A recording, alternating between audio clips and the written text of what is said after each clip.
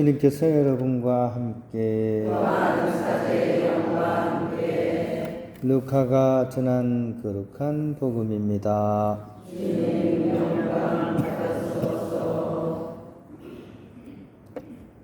예수님의 부모는 해마다 파스카 축제 때면 예루살렘으로 가곤 하였다.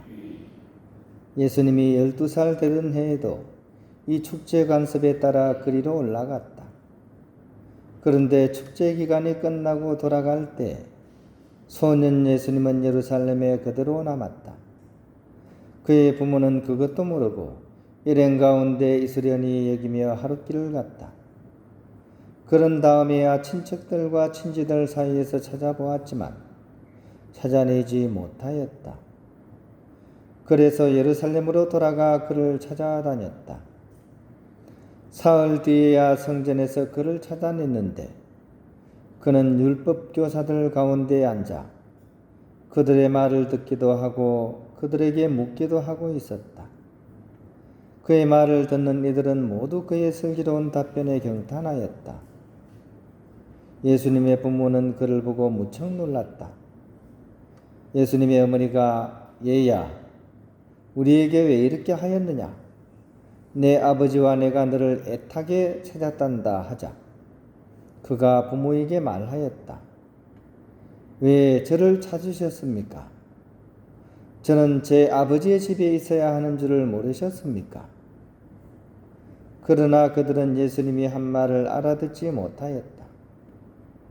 예수님은 부모와 함께 나자렛으로 내려가 그들에게 순종하며 지냈다.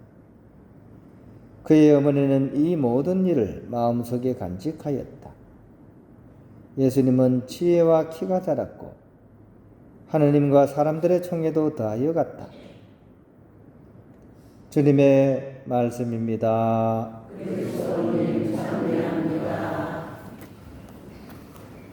평안을 빕니다. 오늘 복음에 나오는 예수님 12살 때 그죠? 이야기죠. 그죠? 그런데 12살 그런 소년의 대답치고는 사실 놀랍기만 한 그런 대답입니다. 그죠? 우리가 내용을 알잖아요. 그죠? 이 당시에 뭐 이렇게 전화기가 있는 것도 아니고 얼마나 놀랐겠습니까? 아들을 이렇게 잃어버리셔가지고 그것도 하루도 아니고 사흘 밤낮을 막 찾아서 이제 겨우겨우 발견해서 이제 얼마나 속이 상하셨던지 왜 이렇게 속을 이렇게 썩이느냐라는 그런 성모님의 말씀에 예수님께서는 왜 저를 찾으셨나요? 그죠? 왜 저를 찾으셨나요? 혈압이 막 쭉 올라가게 하는 그런 말씀이죠. 그죠?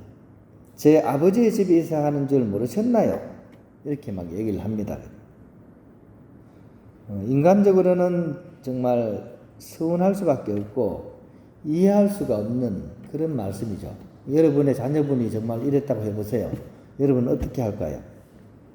아마도 오늘 복음에 적혀 있지는 않겠지만 아마도 최소한 꿀밤 정도는 주시지 않았을까 싶습니다. 오늘 복음에 만약에 그죠? 만약 안 적혀 있기에 망정이지 막 꿀밤 정도는 맞지 않으셨을까 예수님께서 그런 생각이 들고 실제로 현대 화가 중에 이런 그림이 있어요. 루이스 프랑세스코라는 그런 화가가 있는데 거기는 보면 막 예수님의 볼기짝을 막 때리는 성모님 그림을 그려놨어요. 재밌게 그려놨죠. 그죠? 예수님도 인간으로 이렇게 사셨고 너무나 인간적이시기 때문에 충분히 그럴 수가 있다라고 해서 아마 화가는 그렇게 그린 것 같아요. 혹시나 나중에 기회가 되면 그 그림 한번 보세요. 예수님 막 볼기짝 막 때리고 있습니다. 그죠? 손도 막 이만큼 들어가지고, 그죠? 성모님이 막 덩치가 이만하신 분이. 그래가지고 막 한 대 맞으면 굉장히 아플 듯한 그런 모습인데. 하지만 결론은 결국 예수님의 이 말씀을 마음 깊이 간직하시는 성모님의 모습으로서 마무리를 짓고 있습니다. 즉, 하느님의 신비를 순명으로 응답하는 그런 모습이죠. 바로 이것이 어떻게 보면 오늘 우리가 기념하는 티 없이 깨끗하신 성모 성심인지 모르겠습니다. 인간적으로는 도저히 이해할 수 없지만 안에 하느님의 뜻이 있고 내가 헤아릴 수 없는 하느님의 신비가 이 사건 안에 있다고 믿으셨기 때문에 그토록 마음에 기꺼하시기 때문에 그렇게 마음에 간직하실 수 있지 않았나 하는 그런 생각을 해보게 됩니다. 물론 우리가 성모님처럼 이렇게 완벽하게 티 없이 깨끗한 성모 성심을 살아갈 수는 아마 없을지도 모릅니다. 하지만 그럼에도 불구하고 우리 주위를 보면 너무나 이렇게 닮은 모습 또한 있습니다.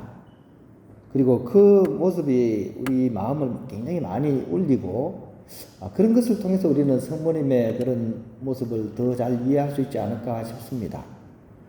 2001년도 1월 26일 날 일본 도쿄 신오쿠보역에서 일본에 유학 중이던 이수현이라는 26살 청년이 선로에 떨어진 일본인 그런 취객을 구하려다가 결국 이제 열차에 치여서 돌아가시는 그런 사건이 발생했습니다.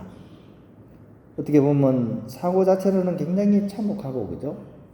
특히 그 사건을 겪은 당사자, 그 부모님의 마음은 어떻겠습니까? 그죠? 그 아버지는 이성대라는 분이고 어머니는 신윤찬이라는 분이십니다. 아마 신앙인이셨던 것 같아요. 그분들은 이렇게 얘기합니다. 처음에는 너무나 마음이 아팠습니다. 그 무엇으로 이 아픔을 표현할 수 있을까요? 하지만 시간이 지나면서 우리는 조금씩 깨달아 갔습니다. 우리 아들은 사람을 살리려다가 죽었습니다. 그래서 처음에는 도저히 받아들일 수 없었지만 결국 우리는 하느님께도 감사할 수 있게 되었습니다. 그리고 이제는 우리 아들이 너무나 자랑스럽습니다. 라고 이렇게 말씀을 하시게 됩니다. 참척의 고통 그러잖아요. 참척의 고통. 인간이 겪을 수 있는 가장 참혹한 마음을 갈갈이 찢어내는 그런 고통을 참척의 고통이라 그럽니다.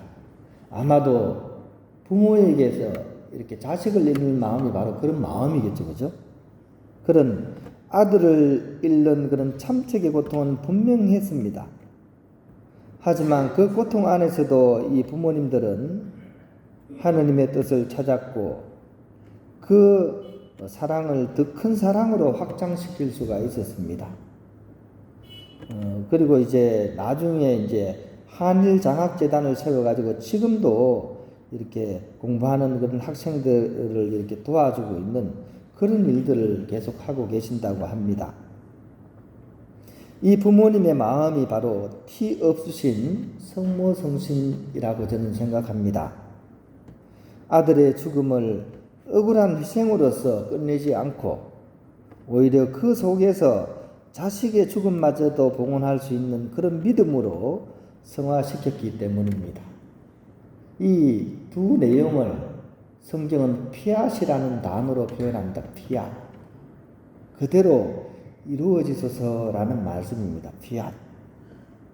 우리 또한 바로 이 성모님처럼 또 이수영 군의 그런 부모님처럼 하느님의 음성에 피앗할 수 있는 그런 우리가 될 수 있기를 우리가 함께 희망하고 기도할 수 있었으면 좋겠습니다.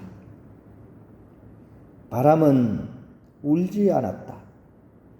기찻길에 핀 꽃 하나 조용히 쓰러졌을 뿐. 엄마는 그 꽃을 품에 안고 눈물 대신 장학금을 심었다. 그날 하늘은 묻지 않았다. 왜 그랬냐고. 오직 사랑하라고만 하셨다.